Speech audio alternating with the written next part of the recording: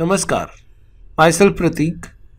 In this session we are going to start our first session on machine learning with title Beginning with Machine Learning. Let us start this session. You know that machine learning is used in lot of application nowadays. Machine learning is used by search engines like Google and Bing to rank its web pages. It is used by social networks like Facebook, Instagram to generate custom feed for every user.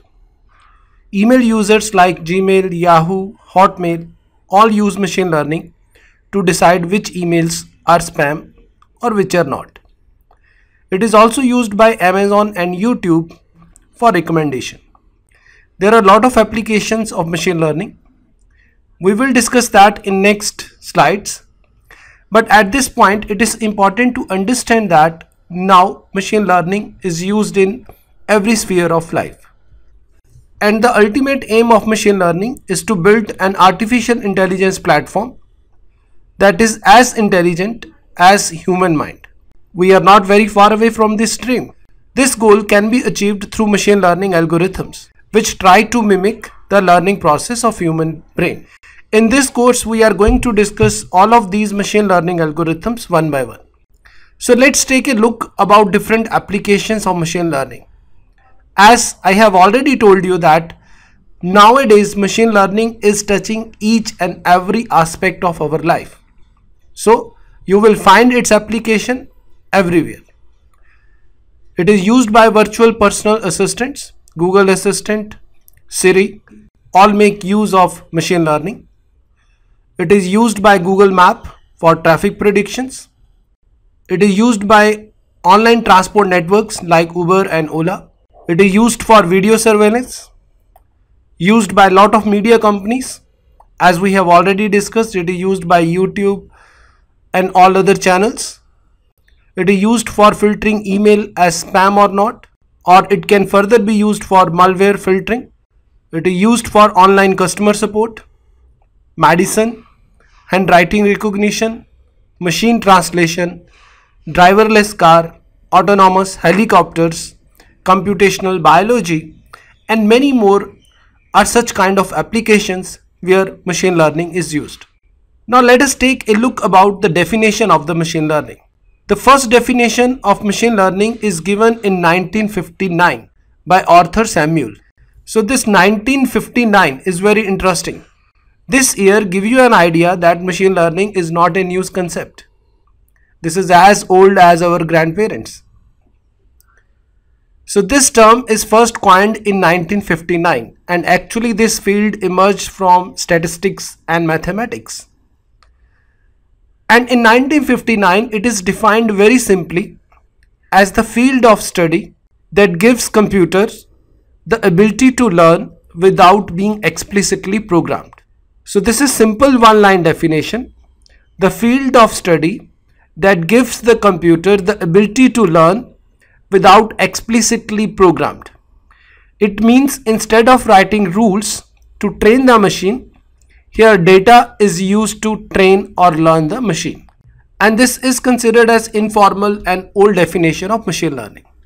But in this century, machine learning get new momentum. And in 1998, Tom Michel redefined this concept by giving a new definition. Let us take a look about this definition. A computer program is said to learn from experience E with respect to sum of task T and performance measure P. If its performance at task T as measured by P improve with experience, then that learning is called as machine learning. In first instance, this definition appeared to be very complex and it involved three terms E, T and P. So it is very important to understand the meaning of these terms. And after understanding these terms, the definition of machine learning will become crystal clear.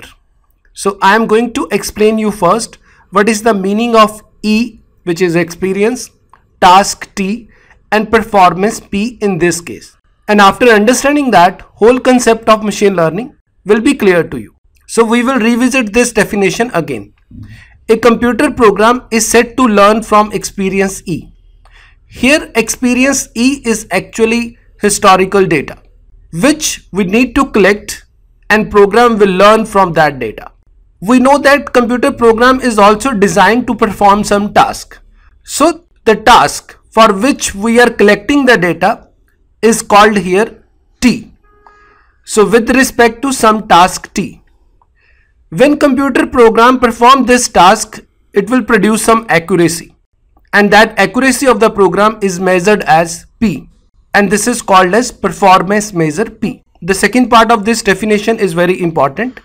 It says that if its performance at a task T as measured by P improve with experience E, then this type of learning is called as machine learning. So here we have to check the performance of machine learning program for a particular task T, and if the performance of that program improves with experience, then this learning is called as machine learning. So we can conclude that if a program learn from data or experience for a particular task T and produces a performance P, and if its performance on a particular task improve with experience, then that learning is called as machine learning. If we have more experience, then accuracy will be more. So experience and performance both are directly related in this case. Here you can consider experience like a sugar. The more sugar we add, the more sweet we get. If we add more experience to our program, the performance of our program will improve with the experience. Now in order to understand this concept further, let us consider this example.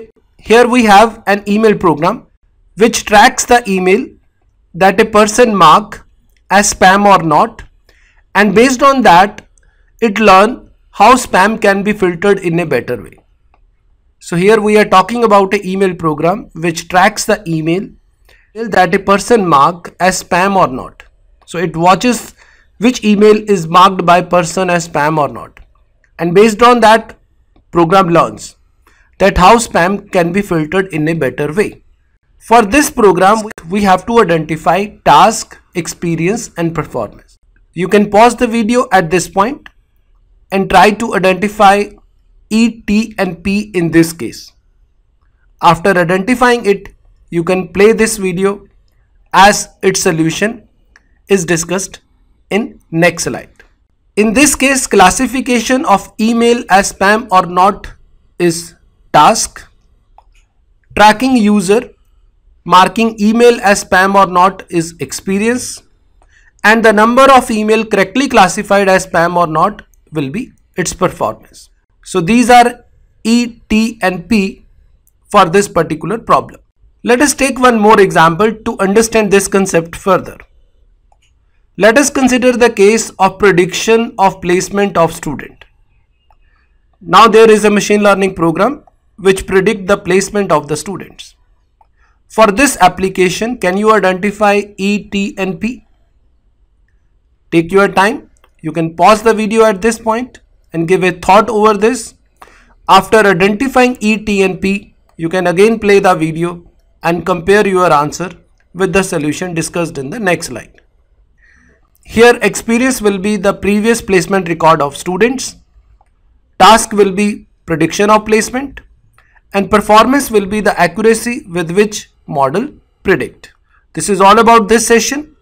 To read more about this, you can refer my book Data Mining and Data Warehousing, published by Cambridge University Press. This book is available over Amazon.